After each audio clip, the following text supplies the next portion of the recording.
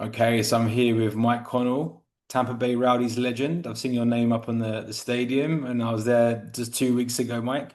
Mike, I'm sure people will know your name and your profile, especially those that have been following US soccer for some time. But yeah, first question is who is Mike Connell? Tell me about your background. Obviously, not US born, but you've been here for a long time. Tell me about your journey in football and kind of how that's evolved. Yeah, look, I'm a very fortunate that to be able to look back on my career and know where I started in Mayfair, Johannesburg, South Africa, just wanting to be a soccer player, and my environment was soccer, my mates were soccer, my school was soccer, the club was soccer, and all you're doing. I never said that I'm playing soccer because I want to do this. I just played soccer. I just played soccer with my mates, and I happened to be very good at the level. And I was in the junior program of the Rangers Soccer Club in Johannesburg, and they brought me in Alex Forbes, who was played for Scotland and who was the coach of the professional team at Rangers, brought me into the squad when I was 15 years old. So I joined the Rangers professional setup at 15, and started playing with the adults and practicing with the adults, while still playing with my age group. So I was in two worlds. I was in a world where I was learning all the time and being taught, and then I was in an environment where I was able to excel to my ability. I went to the Arsenal at 16. I left school to go to the Arsenal, and with Liam Brady and a few of the other big time players at the time. I was there for 6 months. I never made it. Came back to South Africa, and then just by look at happenstance, Eddie Fermani, who was coaching the Tampa Bay Rowdies and who was building the team, came to South Africa to find players, and I happened to be playing the night that he was at the game, and he invited me over, and so that's when it all started in '75. Nice. And tell me about what was Johannesburg like back then for football and because you were a tough attacking defender. Is that a fair description of you as a Well, player? at that time, I was a midfielder. At that time, when I broke into the professionals, I was a midfielder, and that's where I was really excelled. And when I came to America, Eddie Fermani moved me to a defender, because in front of me were some players, Stuart Scullion and John Sissons and Johnny Boyle and Mark Lindsay. These were players that had already matured and been great players. So I moved to a central defender at that point. So I just took my midfield knowledge and added some defensive skills and tenacity, and became a defender. Nice. And what was US soccer like back then? What was obviously it was coming into the heyday in those early days of the NASL. What was your impression when you first moved to the US in terms of soccer, in terms of the professional scene and coaching and how everything was set up then? Well, I was very young. Andy was very young. The great thing about the NSL, I didn't want to come to America because I wanted to go back. I wanted to go back to England because I thought that I was good enough to make it in England. But my dad, said I should come to America because, one, we probably would never have afforded it to on our own, at the time. So we came here, and in the 75, 76, 77 era, the teams were made up of players that were playing in the English Premier League, and they would come to America and play with us during the season. So yes, big time players playing for us, and then players that were kind of coming to the end of their career, but were very high level, and they were no Americans in the squads. They were Americans in the squads, but they didn't have to play. So you had all foreigners on the field for all the teams in 75, 76, 77. And so you were playing with high level players. And then, of course, when New York Cosmos were bought by Warner Brothers, you had, Kenalia and Naiskens and Beckenbauer and Pele and Cabanas. So you had some of the top players in the world playing with us. And Cruyff was playing here, George Best was playing here, Gerd Müller was playing here. So at the time they were very, very high level, international level players playing in this league. How was that, Mike? How was that adjusting to your roots in South Africa and in playing against some of the world's best at the time, or had been the world's best at the time? Oh, well, look, it was a dream for me. Remember South Africa at the time was kicked out of the World Cup because of the apartheid government of South Mhm. Africa. So we didn't have a chance to play against all those players. So Yeah. when you came over here, and one of my proudest moments was my dad uh, seeing that, and my mother seeing that me with Pele. You know what I mean? Pictures with me and Pele, or Pele, and when Pele gave me his jersey, those were for my mother and my father in South Africa and my family. That was a huge shift because it's a dream that you could come out of South Africa and play at that level against those kind of players. Yeah. What was it like marking Pele? Well, I'll tell you two stories. One, I was given the man for man job on him when in this is 77 in Tampa Stadium, and I had a very, very good game. I had a very good game. He didn't score. We won the game. He gave me the jersey. And then we got them in the playoffs up in New York. And, typical 20-year-old guy thinking that he's Jack the Lad, went up to New York to play against Pele, and Pele scored 3 goals, and he made me look like I was a Sunday league football player. It was a great lesson that you're only as good as your next game, and that's what that was great. I mean, and when you looked at the Naiskins of the world and the Beckenbauers of the world and the Canalias of the world, these are players that have played at the international level.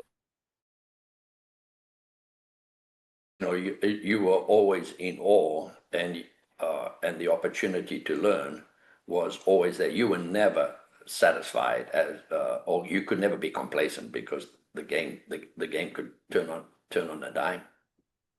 So you went on to have a great career in the US and carried on playing for the Rowdies for a long time before some other clubs. When you were approaching retirement, were you thinking about going into coaching and youth player development? What were your thoughts before you retired from pro football, and do you see your path in the coaching side of it? And obviously club directing came later, I guess. But how was that evolution for you, I guess?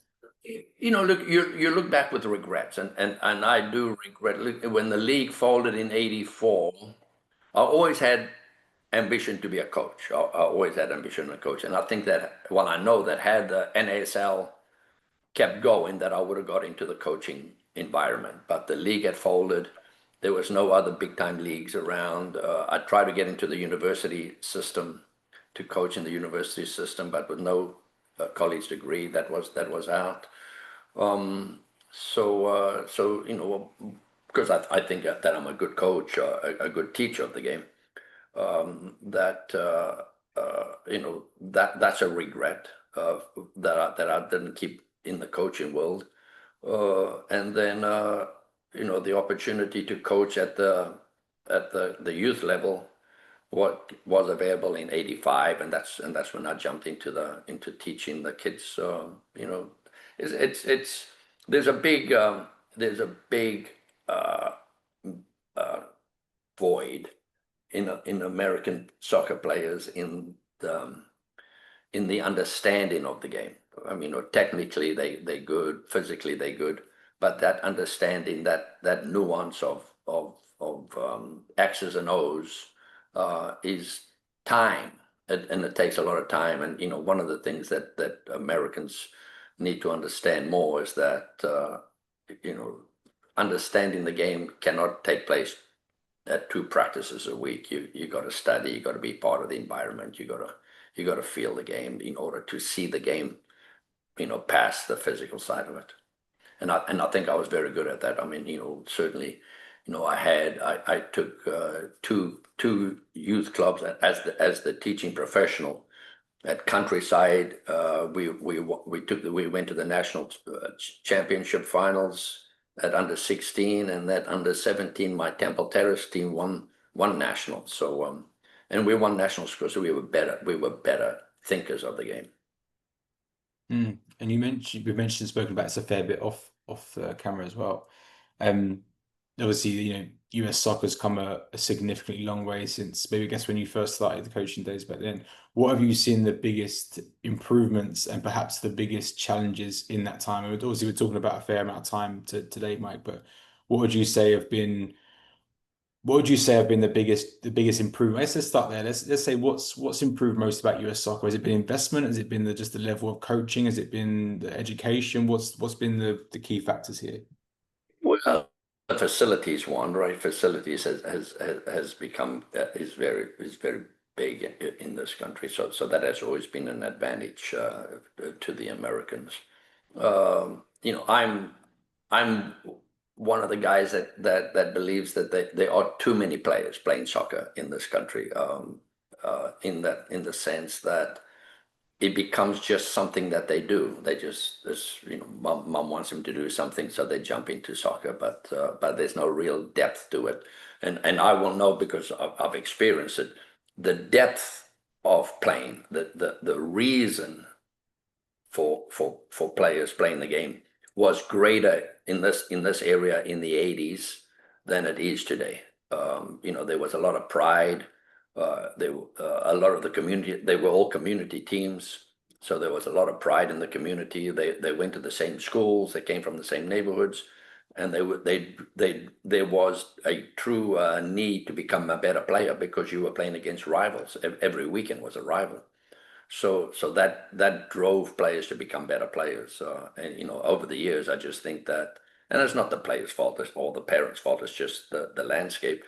Is that there's a lot of confusion in the game as to why you play the game, and so you can pick the area that you want to play, and I just think that the game, the youth game in this country is now using the 98% of kids that just want to play the game and have some kind of a pathway in order to reward the 2% that really don't care about what club they play for. Let's expand that a little bit from Mark. I know you've had a lot of experience in that in Florida where you're based now. What have been the recent challenge you've seen? I know you've mentioned about some of the things that you haven't seen much improvement on, or you don't see much improvement happening. What areas particularly do you feel like? Is it the commercialization? Is it just some of the figures in coaching? Is it what's the problem? What's going to stop? What's stopping us taking it to more of those kind of early things you mentioned, like community and rivalry and loyalty that maybe are missing today? Well, I don't think you can do it anymore, and because it's a business now. Youth soccer is a business first, right? You have huge monster clubs throughout the country, and so you don't get to build a culture. You just build a business, and so you have these huge operations that are ongoing, and the parents are confused as to why they are playing, but they are led to believe that if you don't play in this club, in this environment, that you've got no future. And the parents don't understand that the business side is far more important to the landscape than the development side, because there is no downside if to the development, not to a non-development, because the numbers are the numbers. You're always going to have the numbers, and you're always going to drive parents to buy overpriced uniforms because they have no other choice than to buy overpriced uniforms. And they don't understand that reciprocal tournaments means that your club is going to tell you to go to another tournament, even though you don't know that they're going to send 10, because the deal is that you send teams to my tournament, I send teams to your tournament, and the parents don't know much more than that. And I think that that's the business side of it has taken away that drive for players to want to be soccer players. They just been shepherded from one organization to another organization. Yeah, just pick up one more point you said as well about sort of the American player psyche, I suppose, and maybe not having that compared to say other countries. What is that? Do you think that's just a sporting culture of the country being the fact that soccer is not necessarily a traditional American sport? It's obviously grown significantly, but is it because that maybe American football, basketball, baseball has been favored culturally in the country, or do you think it's just they're not immersed in watching football, breathing football, and living and breathing it and sleeping with your soccer ball at night time sort of thing? Do you think it's because of that compared to other countries where football's number one sport and that's it? Is that it's kind of that part of the problem too, you think? Well, I think I know it's about the respect. Respect for the sport. The American parent that puts their kid in American football, American basketball, they know that there's only X amount of spots available to play in those sports. You don't have 50, you don't have a club of 2,000 in that. You just have, so you have to earn the right to play in those sports. And the parents know what it takes to play those sports. Whereas I think that the average American parent has very little understanding of what it takes to play the sport, other than the fact that you run and kick the ball in a direction towards the other goal. And that disconnect is what it takes. Is what an issue is, because I do know that in this country, the the Latino environment where the game is important, where the national team is important, and the low and dads and parents still support teams from their countries, that it becomes part of their culture. It becomes part of who they are. They go to the park together. The parents play with the kids play with the parents. They're always together. We haven't been able to do it. Certainly, I haven't been able to do it in my environment, whereby the park is an attraction for the game and learning the game and watching the game and having superstars. I mean, the U.S. national team is playing Uruguay in Tampa Stadium, yeah, in a couple of weeks.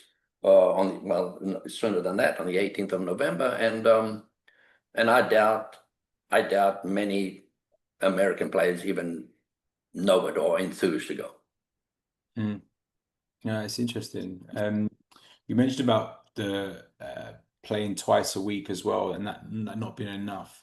And I've had a lot of conversations with different coaches from all different nationalities, really, about this. What do you think players should be playing? How often should players be playing? And is it a case of just having a ball at your feet around the house and in the backyard and at the park and with your friends in the playgrounds at schools and all those things that maybe kind of nurtures more touches of the ball, more love for the ball, more respect for the game, and just kind of that aspect of just giving everything day in day out because that's what you love doing. Is that what needed, or do you think it's something else? No, I think that's it. I do believe that if we just copy what they do around the world, and around the world the game is part of their daily life. That's what they do. They are the basketball player in this country. Becomes a basketball player because he's playing basketball every day. He's going down to the park. He's playing with older kids. He's doing that. The older kids accept them into the environment. But that's what they want to do. And we, that part of it, and to me, the young American is very excited about the game until 12 years old, when the game becomes very, very difficult at the 11v11 posture. And then they get into high school, and then high school culture of Friday night football of takes over, and they don't stand proud that they are soccer players, but they will stand proud that they go to the football game on a Friday night. And I think so. I think all that is a factor. You play high level competitive soccer, and then you go to high school, and you go to a football game at high school, and the stands are packed.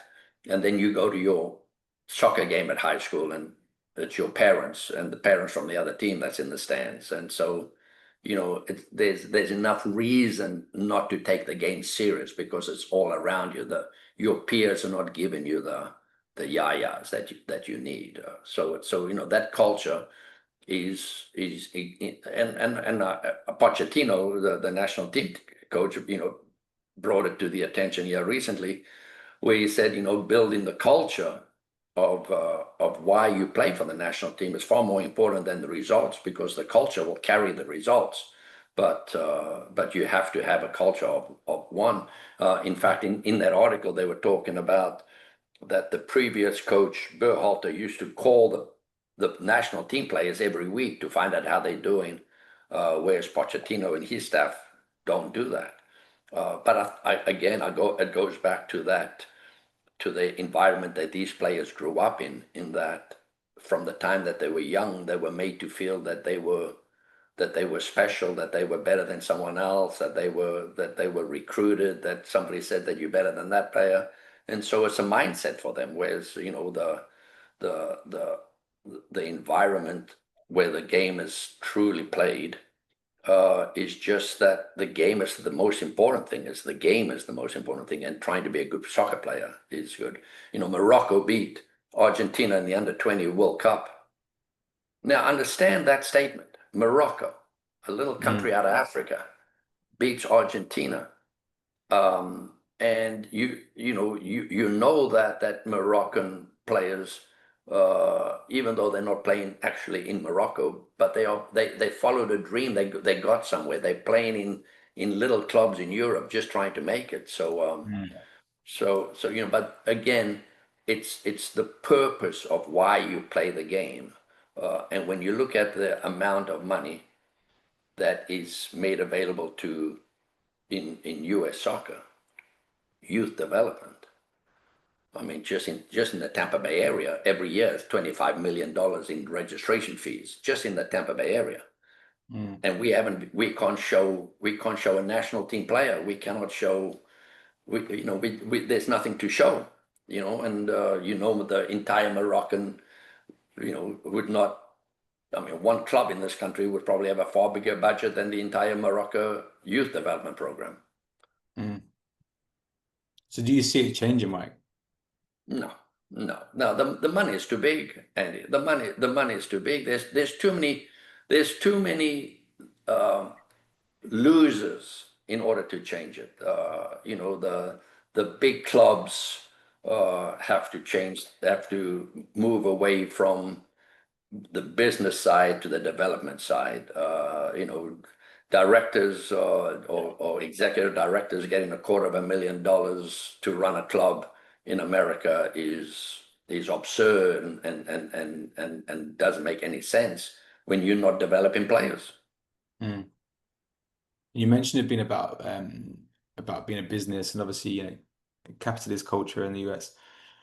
What changes that? Is there anything that allows player development to be put first, or is it just individuals who maybe don't put profit first? And is that just going to be these little small areas across the country where maybe you might get that, but realistically across the country this size, with the cultural challenges it has, that's just unlikely to happen? Because obviously the US has got the World Cup next year, the Men's World Cup next year.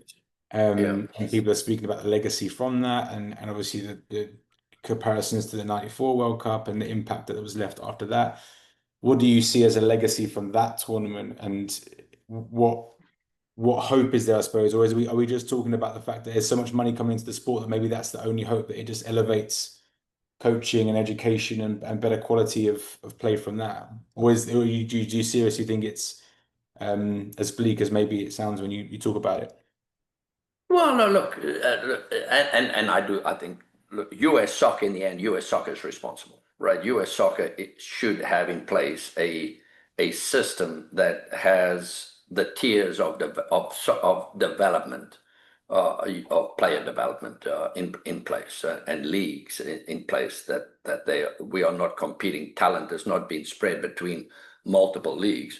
If there is a pathway, there should be. If Orlando City is the pathway for for players to the pros in this area, then they should have a relationship with multiple clubs to identify players that can come into their program, and not, and not have a hope that they can pick up a player somewhere. They should have a relationship with any club that says, well, look, I need you to have a look at a player, and they can come into the player. But again, it comes down to US soccer. It's a big country. It's a huge country. So identifying players is difficult. MLS is doing their own thing. USL is doing their own thing. ECNL is doing their own thing. USYSA is doing their own thing. But there's no real purpose behind what they are doing, and I think that in the end is the missing situation, because I do believe that if it's done correctly, the U.S. would have a sensational program. But and again, I'll go back to the U20. The U.S. national team does not get to the quarterfinals, and Morocco does. Something is wrong. Something is wrong. Okay. Talk to me about the club that you built in Tampa, Mike. Obviously, I know you had slightly different vision when you first started building that. What was your vision? And obviously, I'm sure that's developed a lot. There's a lot of clubs now. Tampa Bay is an area of a lot of popularity in soccer. You mentioned about players playing for the sake of playing.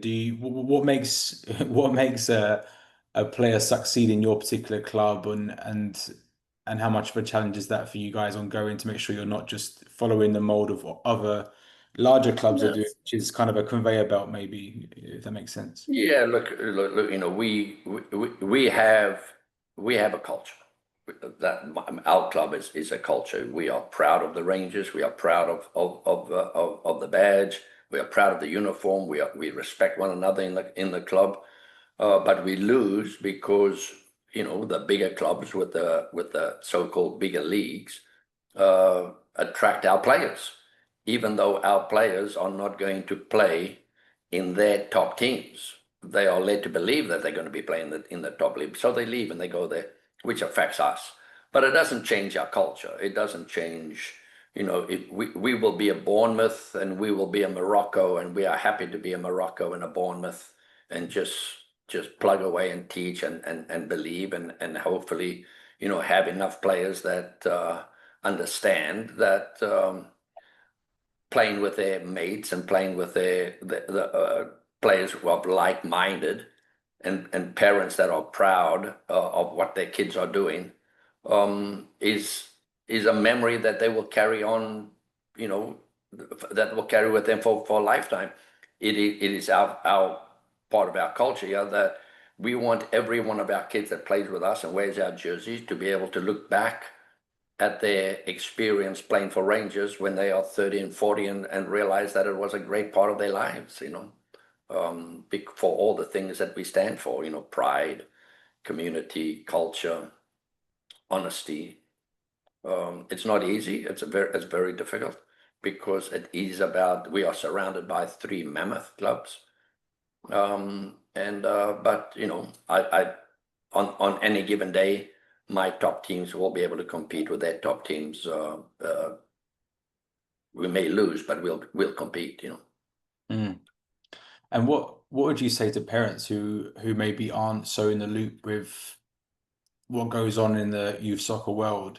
What sort of things should they be looking for in a club? What sort of things should be looking out for in terms of player development, that maybe they're being attracted by other clubs who have got larger budgets or in different leagues, or scooping them up, or whatever it might be.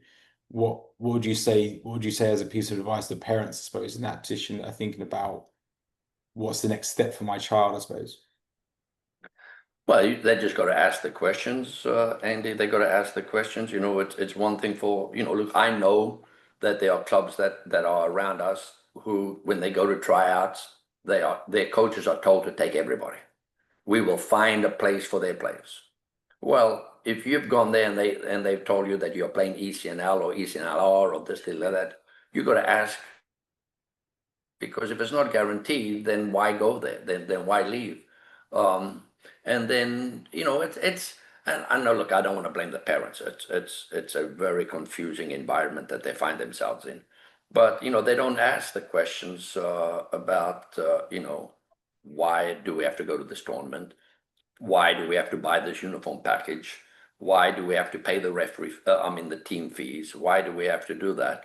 When a club like mine provides all that and gives you the choice of whether you want to go somewhere or not. We do not traffic any of our players to anywhere. We do not traffic our kids. We provide them information. We provide an honesty.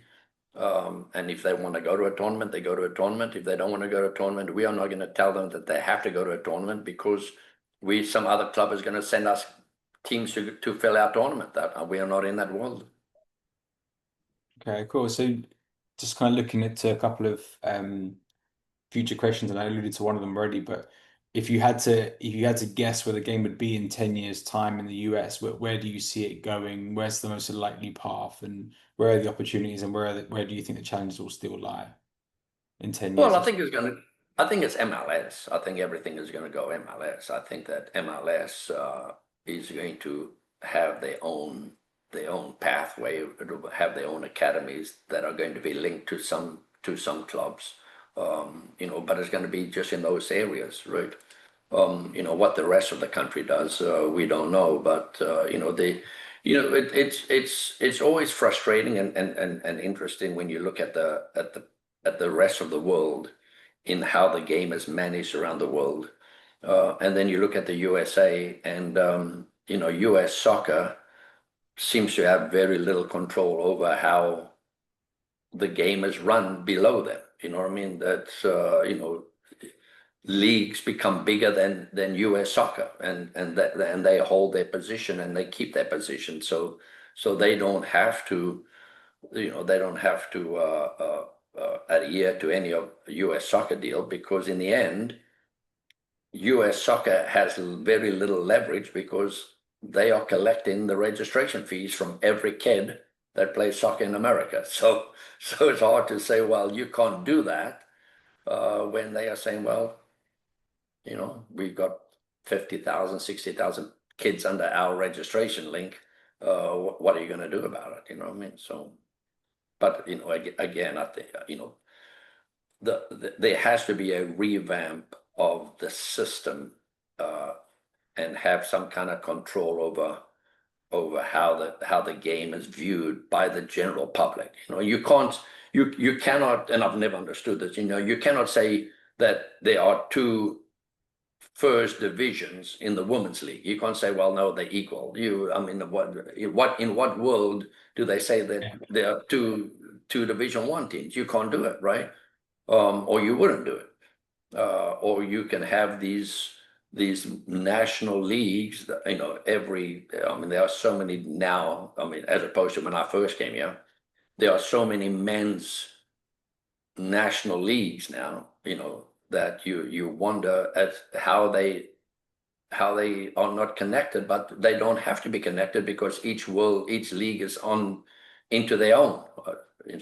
This is what we do. This is how we do it. You play for us, great. If you don't play for us, you don't have to have a promotion. We don't have to promote you to MLS because we really don't care about that. It's a very disconnected system. Even if you take college, let's just take American basketball. So you go from playing club or in your local leagues to playing in college. High school. High school, you are recognized to be able to go to college. There's a relationship between the college coaches and the high school coaches, and then from college to the pros, there's a relationship. Whereas in soccer, there's a disconnect between club soccer and high school. There's a disconnect between high school and college. There's a disconnect between college and the pros. And, there's no downside. There's no downside to the high school program if they don't do well, because really nobody cares about them doing well. But if the basketball team or the football team doesn't do well at those levels, they change the coach and they go find a reason to improve the game. And so these are all things, that And goes on. Mike, linked to that, as we're going to mention it earlier. In European club football, and there's arguments against this, but European club football, the top level, they'll have elite level programs for kind of U7, U8, U9s, and there's a geographical concern. I was speaking to Jose Campos at Orlando City Academy Director, and he was talking about how if Orlando City had a younger program, there wouldn't be enough competition locally, like really realistically at that level to be able to compete as one of the challenges of having it that younger. But he wasn't against it. Mhm. He said he was, a Spanish guy, so he knows the system in Spain. But do you think that the need and a linked problem to this, I think, is that you kind of have in different American sports, you have traditional American sports, they'll go pro at a later age, whereas in Europe they'll go pro 16, 17, 18 at the very top level. So they're Yeah, they're kind of almost always behind. So when people ask about when a US soccer men's national team going to win a World Cup or win something, well, they're so far behind. They're training at a very, very high level, 3, 4 years behind the European teams. And they're also correct. systems not set up to allow pro to go pro from 16, 17, 18. Yes, there's some exceptions where players have been very talented young and have been spotted and maybe get fast tracked to pros possibly, but it's not really Yeah. set up that way like it is in those European countries. Is that always going to hold back the US national team as well? That kind of having less training early and then not having the system set up to allow that pathway to be smooth, like the other sports maybe have. Yes, yeah, and well, it's always going to be a problem because there's no accountability, Andy, Mm. at the youth development area. If you don't have to develop a player because they nobody is asking you what have you done. You know what I mean? If like in Europe, if the academy director at any second or third division club, if they haven't developed players for the first team, they are being challenged. They are saying, "Well, what's going on now?" Mm. Over here we don't have that. We don't have that accountability. So there's no not punishment, but there's no downside for not producing players because the game will just keep going on.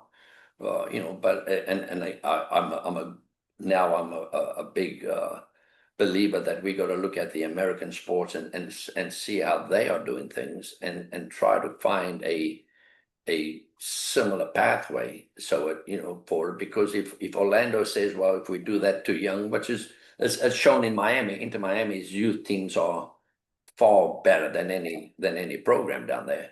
But they have a relationship with Western and with Pinecrest, so that those teams are still looking to identify players for Inter Miami. Now it's a smaller area down there, but I don't see why Orlando would not have uh, uh, teams that are spread throughout their area that are second tier teams that are developing players for the first tier Mm. teams, and having satellite training sites. Because in the end, that's if you take any of the European teams, they have a restriction as to how far they can go and have players in their program, but they have scouts that are scouting other areas throughout the land and throughout the Europe, looking for players at that young 14, 15, 16 year but in order to bring them into the program. So there a lot that can be done, but there has to be a better communication pathway between the local clubs and where we want our kids to go. I mean, Nice. Well, why would a player coming out of Wachula, just a Latino player that he cannot afford to do anything other than play for Wachula, but he is an exceptional talent. Why should he not be able to be seen by ODP or by Orlando City? I mean, but they stuck in that environment and they don't have a chance out of that environment. it's a tricky one. Mike, we'll finish up there. Thank you so much for your time. I'll hold on to you just after I hit stop now. But yeah, really good to chat to you. I'll try and link up for a second session at some point. Maybe post World Cup and see if any thoughts have changed. But yeah, appreciate it. Uh, Thanks a I lot. look forward to it, Andy.